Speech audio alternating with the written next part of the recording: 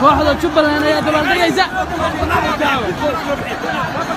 kooxda Jubbaland ayaa dabaaldegaysa hal yeebar ayay koobka ku qaadeen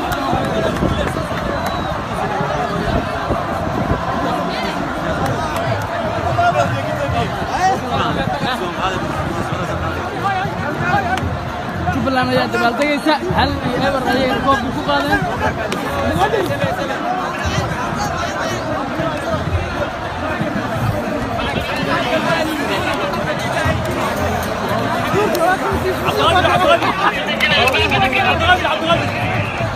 munaasabadii koobka ayaa la diyaarinayaa Jubbaland waa dabaaldegaysaa hal yeebar ayayna koobkii ku qaaday kooxda Jubbaland ilaa hadda dabaaldegeeda ayaa socda ciyaarta waa dhamaatay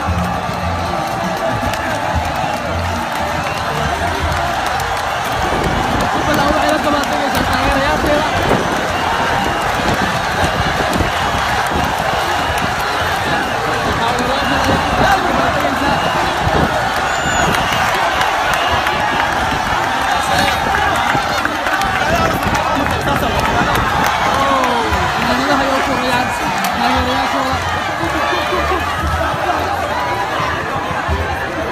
kabtanka kooxda Jubbaland ayaa goosha dhaliyay